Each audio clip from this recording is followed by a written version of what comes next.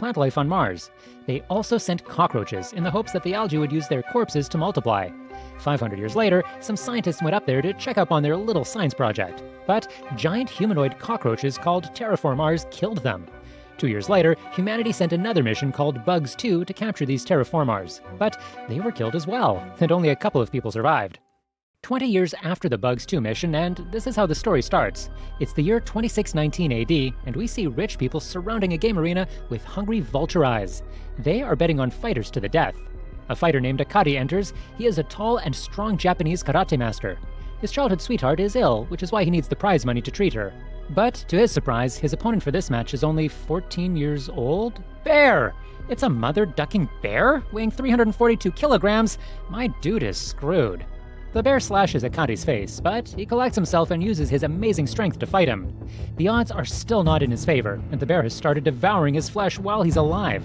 Just as his life is about to end, he thinks of his lover and how she was always there for him. Suddenly, he is filled with rage and turns into a literal beast. He successfully defeats the bear and smashes its head into smithereens. Later, Akari asks for the money to save his lover, but apparently she has already died, and her body was sold to some shady people. His whole world shatters in front of his eyes. Just then, one of the men hugs him tightly and asks him if he wants to save other children with the same diseases as his lover. The man introduces himself as Komachi, the captain of UNASA Mars exploration team. The other woman in command is Michelle. This disease seems to be very infectious, and it came from a virus from outer space. It is so dangerous that they will have to leave for Mars to find a cure. Akari agrees to go with them. At the UNASA headquarters, Akari has been bedridden for a week after surgery to modify his body. At the place, we see 3 other people, Marcos, Alex, and Sheila from Mexico. They are also preparing for the surgery modification to go to Mars for the mission. We also meet Adolf, a German officer for the mission. There's also Eva, who is kind of a shy person. Not sure what someone like her is doing in a mission like this, but the anime trope of a shy and innocent girl must be fulfilled. Adolf talks about how the Mars expedition is hard and some of them will get killed. We see that the alien virus is called, creatively, the alien virus. It has a 100% mortality rate, so their mission to save mankind from extinction requires them to find a cure. But the only problem is that every probe that went before has failed to come back because of the giant terraformars who have infested Mars. Their mission name is Annex. The existence of the virus has not been made public yet. It has been a matter of great tension and stress for the scientists. The first contamination seems to trace back to 42 years and has drastically risen till now. They begin their Annex 1 mission to go on their ship, which will take 39 days to reach Mars. While they travel, they go about their days like normal. Akari, Alex, Marcos, Sheila, and Eva become good friends. Sheila even admits that she's in love with Captain Komachi because he was kind to her one time. Back on Earth, Hiruma, the deputy commander of UNASA, is investigating a man, Professor Honda, who was involved as an engineer in the Bug 2 project 20 years ago. Honda tried to mutiny against the members, but Hiruma has come to the professor not seeking revenge, but with the intention to protect his country. He needs Honda's help and information. Up in space, 39 days have now passed, and they are about to land on Mars. Marcos and Akari are waiting in line in the bathroom and are wondering why the girl before them is taking ages. So they peek into the door, but the girl stares back at these perverts. We're expecting her to beat up these boys, but turns out she's dead. A monster comes in holding her body. It's the Terraformars. Akari realizes that he is able to dodge its attacks. Michelle fights with the monster one-on-one and orders them to leave and find the drugs. The drugs are required to bring out their abilities from the surgery. Turns out there are 6 Terraformars on board, which is the same number as the officers. They are killing everyone brutally, and everyone is panicking. As Marcos and Alex reach the storeroom, they see 2 Terraformars destroying the drugs. Marcos and Akari realize that the Terraformars are intelligent and know that they need to destroy the drugs before the humans can use them. Every one of them is getting killed one by one. How did they get on board? How long have they been here? No one knows. Captain Komachi suspects that this was a setup and tries to head back to Earth and use the Terraformars on board as samples, but his superior declines his request. Just then, the ship breaks down and falls towards Mars. The main engine of the ship is damaged. The 6 officers are taking charge now. We see more Terraformars as the ship is nearer to Mars. All of the personnel are ordered to head to escape ships. The 6 officers take out drugs and inject themselves with them. They receive immense strength from it, and they begin their attack on Terraformars. All the other crew members are amazed. They kill every Terraformar on board. They now have a plan. They will spread out based on their continent of origin and land on Mars using high-speed escape ships. Different officers will be leading different ships. Akari, Marco, Alex, Sheila, and Eva, who are pretty close in their training together, will be separated into different ships. They wish each other good luck before leaving. Once they spread out and reach the surface of Mars, they are mesmerized by the beauty of that place. The greenery is due to the algae that the human scientists released 500 years ago. The team members can breathe with ease because of the surgery they went through. One of the ships, led by the Roman officer, is trapped in a net and crashes. This is the Terra Formars doing. The ship is swarmed by them, and it is impossible to escape. The Russian division is attacked by a terraformar. It cuts one of the captain's arms from his body, but yet he is in his spirits and fights. What is it about old men in anime? The division is ready to capture the terraformar for sampling, but the terraformar beheads one of its important members. Captain Komachi explains to his division that they will be rescued from Earth after 40 days. Till then, their mission is to rendezvous where the main ship has crashed and recover samples of the Mars virus. Their division will regroup with Michelle's group and take over the ship again. Suddenly, they are attacked by one of the terraformars who is trying to go for the drugs, so Captain Komachi drives the ship away. The captain takes Marcos and another dude named Keiji out with him to fight it and capture it alive for a virus sample. They are ordered to take the drug. But as they are about to take in the drug, the terraformar runs in the opposite direction. It was just a decoy. Ah, the classic bait and switch. The actual one flies to the ship. There, scared Sheila is waiting for it with a net gun. She successfully traps it with a net, which is 3 times stronger than a normal terraformar. The terraformar struggles, but it's useless. Suddenly, the terraformar puts his hands like he's about to do a kamehameha. What good is that going to do? Wait, what? The terraformar shoots Sheila with very powerful concentrated gases, which rips a hole right through her chest. She takes her last breath on the lap of Captain Komachi, the man she loved because he was kind to her that one time. Despite them splitting up, the terraformars have found them way too easily. They are way smarter than expected. Captain Komachi, Marcos, and the others decide to fight back with drugs. The terraformars may have super strength and speed because they evolved from cockroaches, but this team of humans have a new evolution within them. The strength, speed, and sensory abilities of the huntsman spider that regularly feeds on cockroaches. Using this superior power, and with the rage of losing his childhood friend Sheila, he goes berserk and kills them. Back in the past, Sheila, Marcos, and Alex used to live in a very violent Mexican neighborhood. One day, their town got destroyed by a mob fire. Sheila left while the 2 boys stayed back. After growing up in a violent upbringing, they went to UNASA for work. Sheila was also there for an interview. As far as Marcos is concerned, Sheila was everything to him. Marcos continues beating the crap out of the terraformars, but he gets tired. The huntsman spider is notorious for having low stamina, just like me in bed. Anyways, Marcos is about to be killed, but Captain Komachi saves him. Elsewhere, Michelle takes on a terraformar solo and destroys it, while the rest watch in shock. On top of the surgery powers, she also has the power of a Paraponera ant, which can lift hundreds of times its own weight. Apparently, she inherited it from her father, who was on the Bugs 2 missions 20 years ago. Her ant ability also allows her to explode her enemies. Down on Earth, Hiruma tells Professor Honda that Michelle and Akari are the 2 most powerful people on the Annex project. Honda is shocked as he seems to recognize Akari. Up on Mars, Akari releases his mutation powers. He says that his powers usually make him blind with rage, but with the drug, he is calm and composed. He uses his powers and an invisible wire to capture the terraformar without killing it. Akari thinks about another kid he met at the hospital just before the Annex mission. The kid was dying from the Mars virus, and Akari wants to complete the mission fast in order to cure the kid, since he's still guilty of not being able to save his lover. Akari continues capturing the terraformars using his mutations. After all, he has the powers of a bagworm moth, which makes the strongest string ever. They put the terraformar samples in safe storage. They start settling down, but suddenly another terraformar crashes down from the sky. A new challenger has appeared. Another one grabs Michelle from the lake and takes her underwater before she can use the drug. They are all left with a terraformar that fell from the sky. It has extremely powerful legs that it uses to lift the vehicle cover. Then, the terraformar hijacks the vehicle with the humans still inside. Once on the skies, it turns to them. It is about to go full Kaido on them, but Alex throws a rock attached to Akari's string. By attaching it to the bug, Akari climbs aboard, making a dynamic entry. Then, he sends his comrades flying away safely and turns to face the special terraformar. Meanwhile, Michelle has to fight the terraformar that is adapted to underwater living. 2 years ago, Michelle sneaked into UNASA to look at the team from the Bugs 2 mission 20 years ago. Everyone in that team was mutated with unique insect abilities. Both she and Akari realized that some of these terraformars have special abilities because they used the corpses of the people who died back then. The super-legged enemy breaks free and he starts beating up Akari, but Alex cannot help him as he has to save the crew members using Akari's strings. In the water, the terraformar drags Michelle deep into the waters. She cannot explode this enemy because its body temperature is too low, so she uses UFC grappling to suffocate the enemy. Khabib would have been proud. Then she breaks its legs. However, she is also losing consciousness. Back in the skies, the terraformar beats up Akari and starts working on the plane, but Akari wakes up. When it jumps in, Akari uses his strings and his better fighting technique to kick its ass. On top of that, Akari apparently attached his strings to Michelle, so she gets pulled out of the water by the plane. Akari knocks out the Terraformar, and Alex finishes the job. Suddenly, they get an SOS message from another team, but Akari is not sure which team. It can't be the Russian crew, even though they are completely surrounded in front of the Martian pyramids. The Russian crew is chill AF, because apparently all their members are made up of combat-trained people. A powerful showdown is about to happen.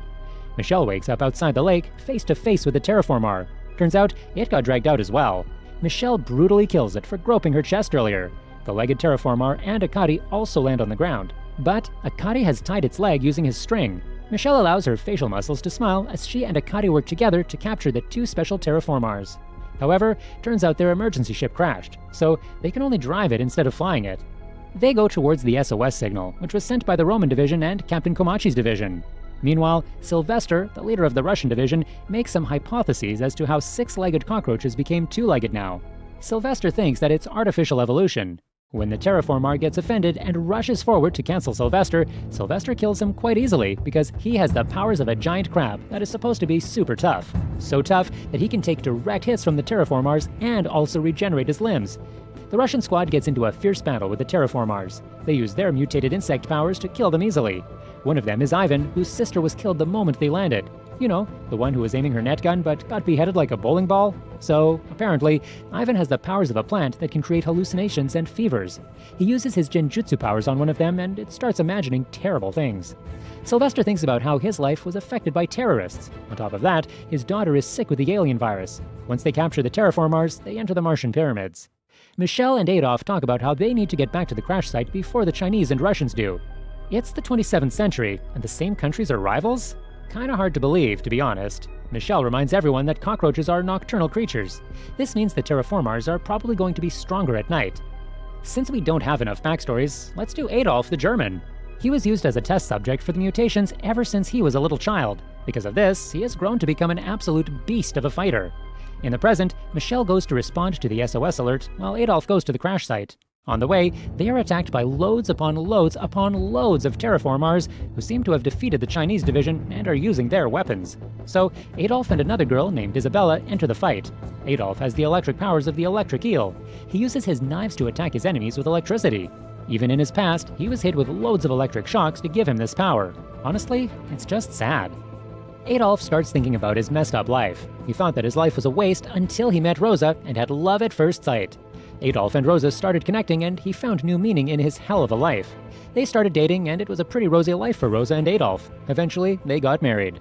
However, this story has a sad ending because, of course, everyone has a sad story here. Apparently, Rosa had an affair, that bitch.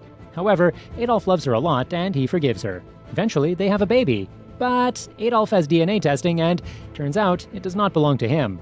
That's got to be the worst thing. Apparently, his wife cheated on him again. Isabella has the mutation of a powerful carnivorous insect. She has a lot of hype about how powerful she herself is until she's one-shotted by a special Terraformar. Adolf is left as the only proper fighter now. As he's murdering the life out of the Terraformars, he gets sad and starts thinking about his sad life. Suddenly, the Terraformars take the Chinese emergency vehicle and come close. They flourish their flag while the rest of the Terraformars speak in a weird tongue. They start walking closer in proper marching formation while Adolf drops them like bowling pins. However, he's one man fighting against many, and he gets overwhelmed. They are just about to kill him, but his crew members come out in their weak human forms and they try to fight back, but they are easily dominated. Using the distraction, Eva grabs Adolf and tries to take him back. Terraformars try to stop her, but the others sacrifice themselves to save Adolf. But Adolf is busy thinking about his sad past. Suddenly, he gets this burning rage and a will to live. His electricity power works as a defibrillator, and he gets up. While his crew members watch in shock, he consumes a terrible amount of drugs, so much that he might end up dying. But what is death to a man who is already dying? He beats the everlasting crap out of the Terraformars with his supreme powers and fighting skills, eventually killing half of the entire freaking army. He throws his knives to the leaders, and they stop them with a flag. But this was all according to plan. The knives work as a rod. Adolf flips his middle finger at them and brings down an entire lightning on the leader. Honestly, that's so metal. The flag gets destroyed and the leader falls, defeated. However, Adolf also falls down after losing all his strength. Thankfully, the remaining Terraformars stop moving and they stare at the cliff where their leader is lying down. Another terraformar comes and starts stamping on the leader's heart. Because of this extreme level of CPR, the leader wakes up, alive and well. It points to the humans, and all the terraformars point their guns at them while also taking the captured humans in their nets. But Eva steps in front of him, like the hero that she is. But it's going to be a waste. All the terraformars shoot at them. But Adolf is a man too angry to die. He releases more of his energy and creates a barrier that stops all the bullets. This man just refuses to die. Seeing this, all the terraformars drop their guns. Then they start using slings to throw rocks at them. Before they are hit, Adolf grabs Eva and quickly whispers something into her ears. Then he is absolutely ravaged by the rocks. The leader halts the attack, and Adolf drops dead in front of Eva. While Eva is mourning over him, the leader jumps down to her. Eva starts punching it like a little girl. That's right, that'll show him. When another terraformar goes to grab Adolf's corpse, a ticking sound starts, well, ticking. Turns out, Adolf's body had been fixed with a self-destruct by the scientists who experimented on him. All the terraformars run away like little kids. Instead of running away, Eva holds his head. All the other crew members are also happy to die alongside their commander, as they have had a very strong bond all their lives, long before they came to Mars. The explosion is huge, and it is spotted by Michelle's division. Based on the direction of the explosion, Michelle guesses that Adolf is dead. Back on Earth, Rosa tries to get Adolf's army payment, but she gets rejected, and serves her right for that. Hope we never see you again. Elsewhere, Captain Komachi's division is having a hard time because they have been separated. The terraformars are using slings, and there are several special-type terraformars there. Thankfully, their division has capable fighters like Marcos, Keiji, Kanako, and of course, Captain Komachi. Kanako has the abilities of the needle-tail bird, which allows her to fly while also being super agile and strong. No terraformar can match her speed as she slices and dices her way through their army. Except for that net. I forgot that the terraformars are smart. Thankfully, Marco saves her and kills the rest of them. Down in some caves, Keiji is facing a special type of terraformar. Keiji has the abilities of the peacock mantis shrimp, which gives him regeneration abilities, night vision, and a very, very, very powerful punch. He was also once the world lightweight boxing champion, so he has quite a bit of fighting skills with him. Keiji is a simple man with a simple way of living. He loves his mother very much, and he's a good son to her. One day, he suddenly starts losing his sight. He has a retinal detachment which he fixes through surgery. The surgery costs a lot, so he goes into debt. Since his eyesight never became normal again, he has to retire from boxing. So Keiji starts working as a normal mailman. And the worst thing, his mother also passes away. One day, he is contacted by UNASA for the Annex mission to Mars. Keiji accepted it on one request: to have the insect with the best eyesight, so that one day he can go back and properly look at the town where his mother grew up. So he gets the peacock mantis shrimp, which also has one of the strongest punches, which it uses to break shells. Meanwhile, Keiji's opponent is a terraformar that has evolved from an insect with a super hard shell. It's a battle of an immovable object versus an unstoppable force. They have a pretty intense hand-to-hand combat, and Keiji even manages to put some cracks on its armor while dodging all its attacks. Suddenly, he starts crying thinking about his mother and his new friends. The terraformar takes this opportunity to punch him through the wall. But Keiji seriously has the power of friendship with him, and he gets up. He compares this to another tough boxing match he once had. During those difficult moments, he always heard his mother's voice, and that kept him going. Now, he has all these new friends who are just so happy to be with him. Keiji is happy, so Keiji happily murders the terraformer with one punch. Let's go back to a couple of decades earlier. The second mission to Mars, called the Bugs 2 mission. Captain Komachi is so young here, and he was not even a captain back then. It's this big and serious dude called Donatello, who is Michelle's father. Another member is this girl named Akita. Komachi and Akita are childhood friends, and they are in love, but she was killed by a terraformar. Akita had the abilities of a silkworm, and she could create silk threads. Back in the present, Captain Komachi comes face to face with the terraformar that has absorbed her silkworm powers. They are fighting in a cavern which has been surrounded by the terraformar's strings. Komachi beats the everlasting crap out of the terraformar and kills it. He has the abilities of the Japanese hornet, which gives him piercers and poisons. Meanwhile, the Russian team is investigating the pyramids, but Sylvester is suspicious because nothing has come to stop them until now.